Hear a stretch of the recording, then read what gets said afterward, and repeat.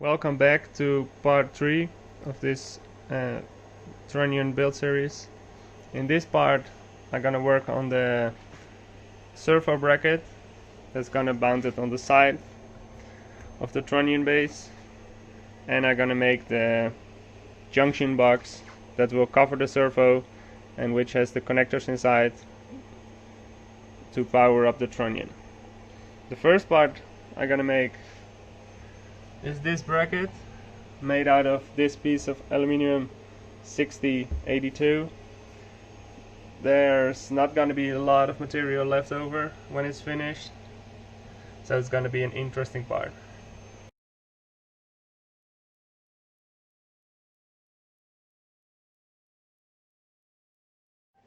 The material now in the vise and dialed in. Let's have a look at how the roughing program gonna look like.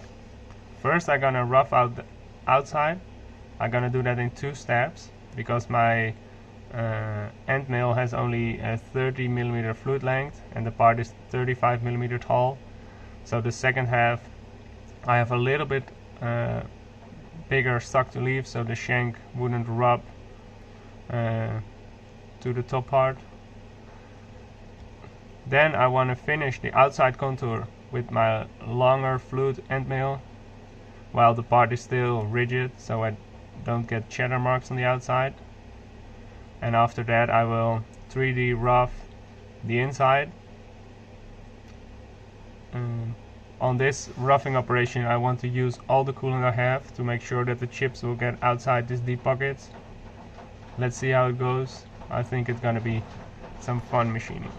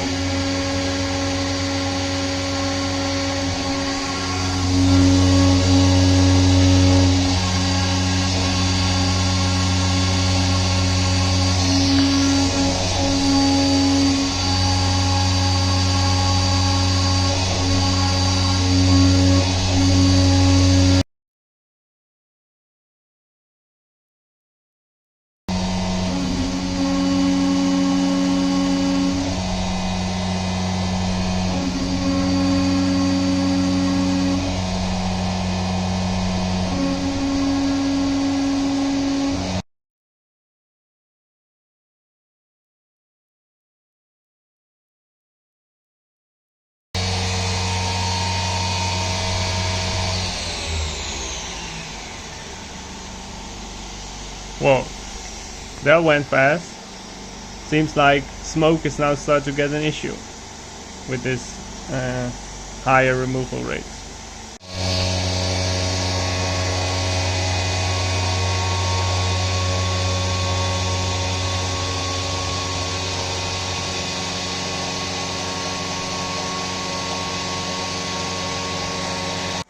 Now let's rough out the inside, see how it goes.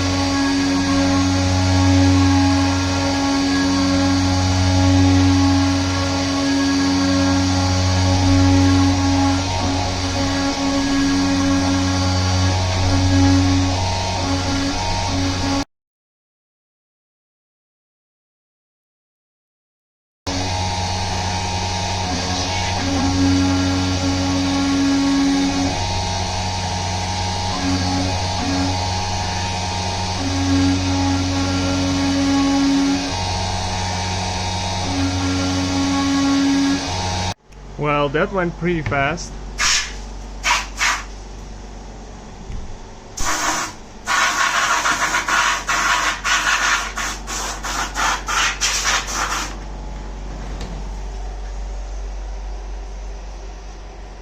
Six minutes it took to rough out the inside. Now let's machine the hole where the motor goes through and the hole that will have the harmonic drive shaft go through.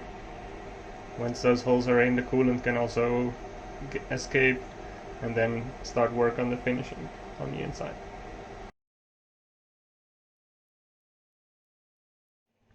I created the finishing program.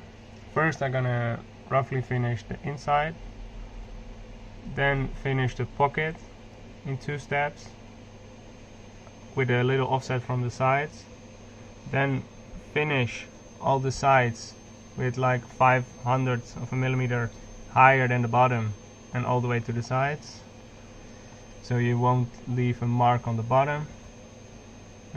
Finish that part, finish the 2 top pieces, finish the hole where the harmonic drive goes through, finish the hole where the servo will fit through, and after that I will finish this outer edge, top part, drill the holes and do some chamfers, and then this side of the operation should be done.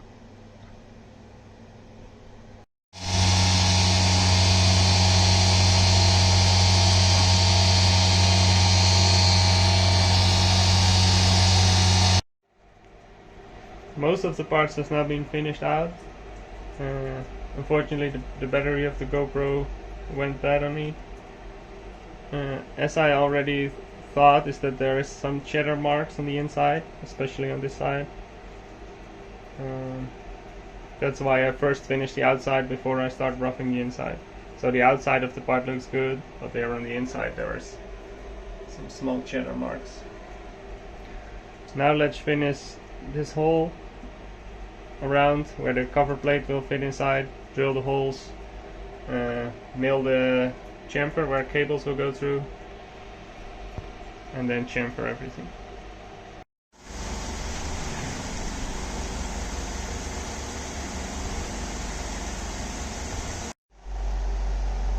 This side of the part has now been done.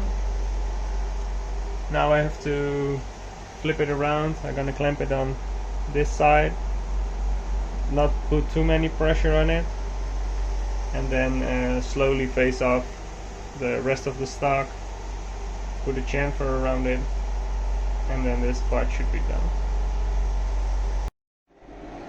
I flipped the part around and clamped it on those 2 long parallel sides. I use this hole to indicate X and Y axis. I use the top of the parallel to set the Z height. I learned from last time that this side can vibrate a little, so I put this stamp under it, put a little bit of pressure on it. You can hear it's still a little bit vibrating, but it's already way better than just let it hang free. So now let's just first do a contour to get rid of the stock, and then just carefully face mill it to not put a lot of pressure on the part.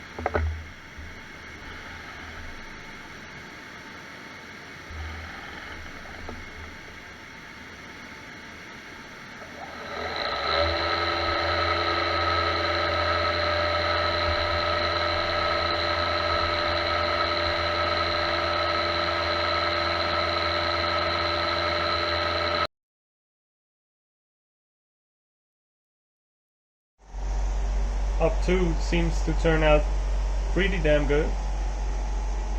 The face mill is doing awesome job.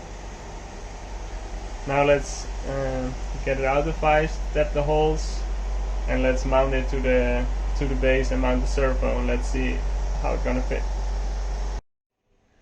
I mounted the bracket and the servo on the base now. Everything seems to fit pretty well. I need to do some rework on this pulley because the shoulder is a little bit too high, so I need to get some of it off on the lathe and cut the keyway in so it's connect to the servo, and then I can hook up the servo and let's have some small test.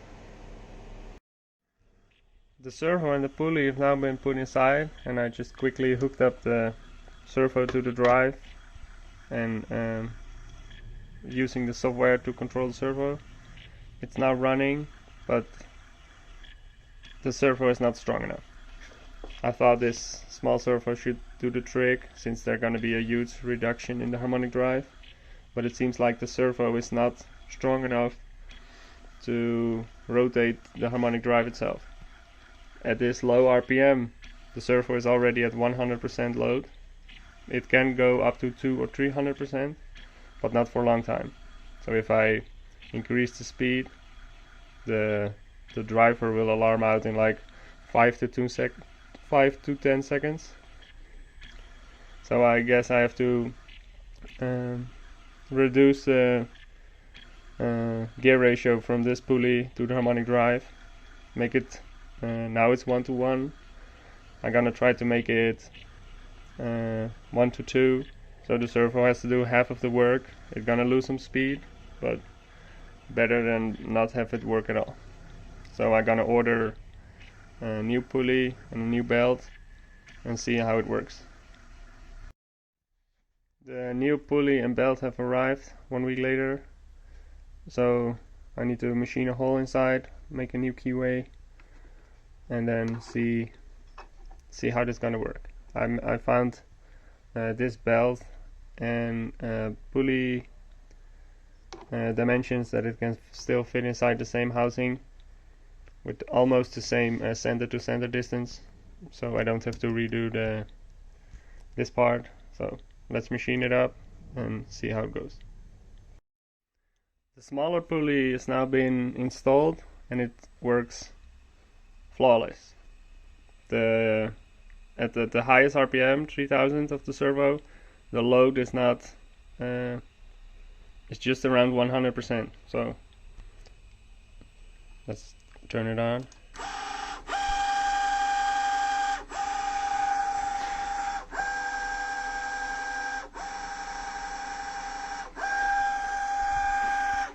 So I also need to adjust the belt ratio inside of the table for the Z-axis, and then I can continue making parts. Now I know that this is gonna work.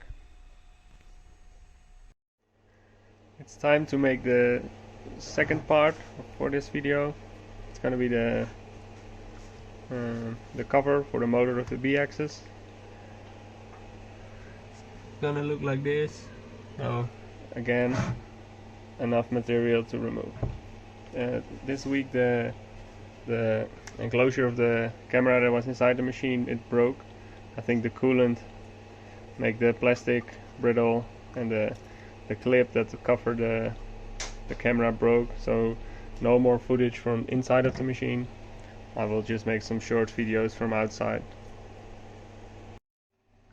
My strategy on this part will be first roughing the outside and then try to finish it with this 16mm 70mm long flute end mill, so I can cut the outside in one pass to see if we can get a nice finish. It's the first time I'm gonna use such a big tool, so let's see how it goes. And after that I'm gonna roughing the inside and finish the inside. But because the wall is gonna be pretty thin, so I expect some cheddar on the inside, just like it happened on the last part I made. But as long as the outside gonna look nice, I'm gonna be happy with it.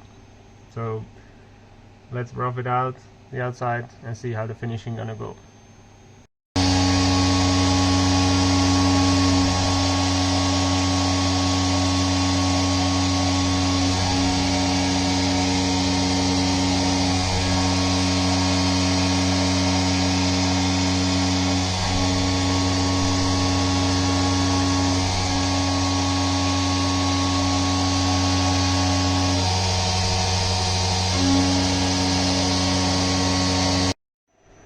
The tool has been loaded inside the holder. It's gonna be interesting. It's the biggest tool I ever run in the machine.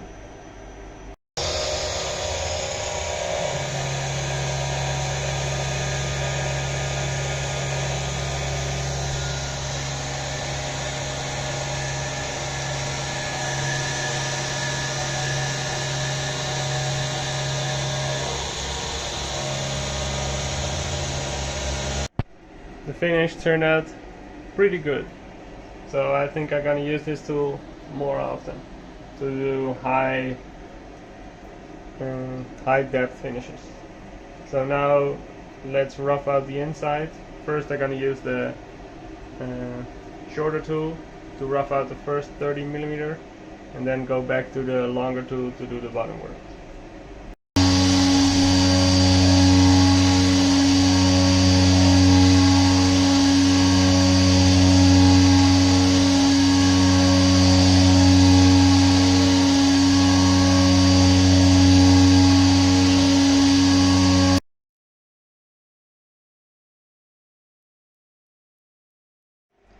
This operation is now finished. Inside is completely finished. Top part, drill the holes. Now I'm gonna flip it around, clamp it not too tight because it's a pretty weak part. Deck off the back side and then put it straight and put a hole here in the side where the servo needs to go through. I flipped the part around because I cannot touch up the sides. I touched off it on the stock. I'm gonna face mill it so it's on the right height, and then I'm gonna retouch it off on the sides to find the center point so I can do the chamfer, and I need to make a super big chamfer on the back sides.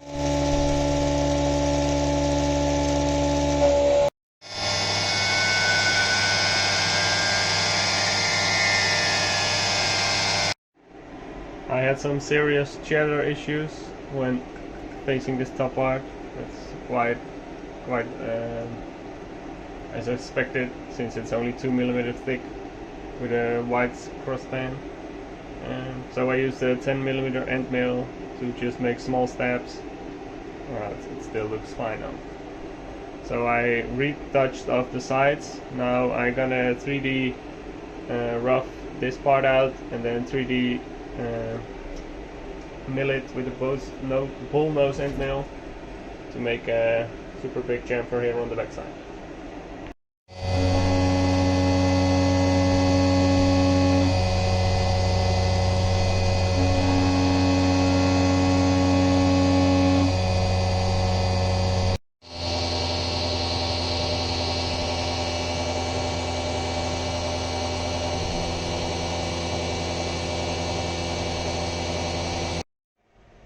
This op is now also done. So now the last step to do is get it out, put it straight up.